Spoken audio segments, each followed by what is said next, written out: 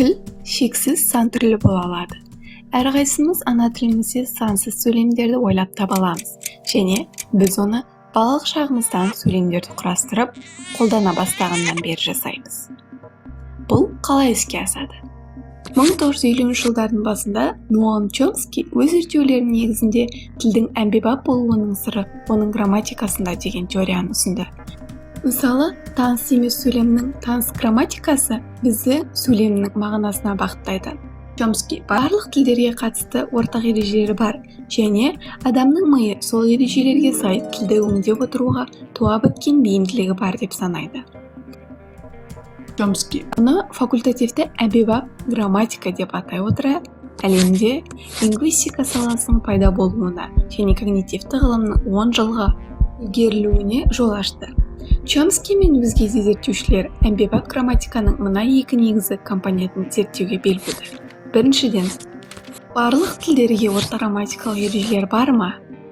Екіншіден, бұл ережелерге миымыз бейімделген бе? Грамматиканың әмбебап ережелерін құрастыру барысында Чомски генеративті синтаксис деп аталатын аналитикалық құрал жасады.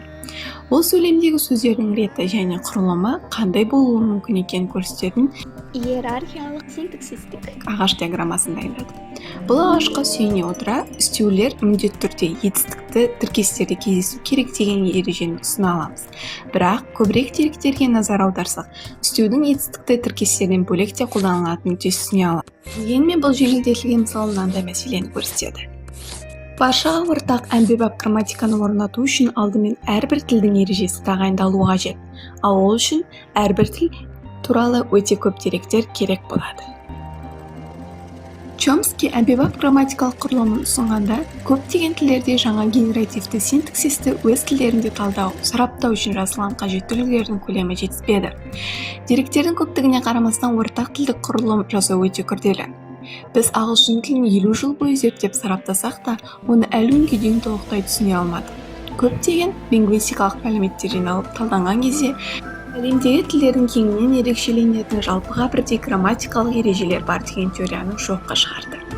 1980 жылдары Чомски осы өзгерісті ескеру мақсатында өз теориясын қайта қарады. Оның принциптері мен параметрлері туралы жаңа гипотезасына сәйкес барлық тілдер белгілі бір грамматикалық принциптерге ие болды. Бірақ тілдің параметрлеріне немесе осы қағидалардың қолданылуына орай өзгеріске ұшырай алады. Мысалы, әр сөйлемде зат есім болуы керек деген қағида бар, бірақ зат есімнің нақты көрсетілуінің мәні не параметрі тілдердің арасында өзара өзгеруі мүмкін. Проблемалар мен параметрлер туралы гипотеза тағы да қандай грамматикалық принциптер әмбебап болып табылады деген сұраққа жауап бере алмады. 2000 жылдардың басында Чомски барша тілге ортақ рекурсия деп аталатын принцип бар екенін айтты. Рекурсия дегеніміз құрылым ішіндегі құрылым дегенді білдіреді. Мына сөйлемді алайық. Мына сөйлем ішінде сөйлем, ол сөйлем ішіне сөйлем енгізілген. Мына сөйлемде сөз тіркесіне сөз тіркесі, оның ішінде тағы сөз тіркесі бар. Рекурсия әмбебап грамматикалық ережеге жақсы үміткер болды, өйткені ол көптеген формаларға ие бола алады. Алайда 2005 жылы тіл мамандары Amazon тілінде ешбір рекурсиялық құрылым жоқ деген пираха деп аталатын сараптама нәтижелерін жариялады. Біздің тілдік қабілет туа біткен туралы Чомски теориясының қалған бөлігі туралы не айта аламыз?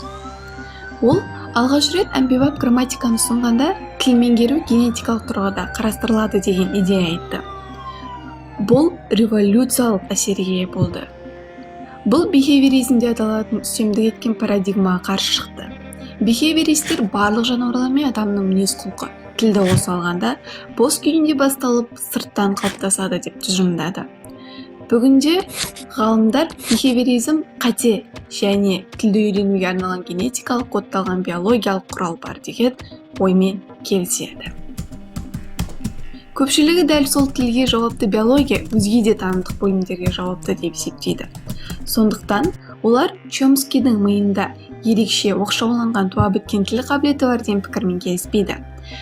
Әмбебап грамматика теориясы бұрын зерттелмеген тілдердің құжатталуы мен игерілуіне жол ашты. Бұл сонымен қатар ескі идеяны қайта қарастырып, жоюға әкелді және біздің адам миы туралы көбірек түсінуімізге мүмкіндік берді.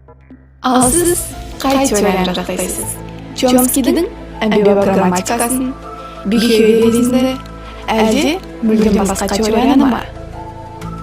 Сізбен бірге болған IQ видео ұнаса, лүпілдетіп, арнаға тіркеліп, біздің арнадан тағы қандай басқа видео көргіңіз келетін пікірге жаза кетіңіздер.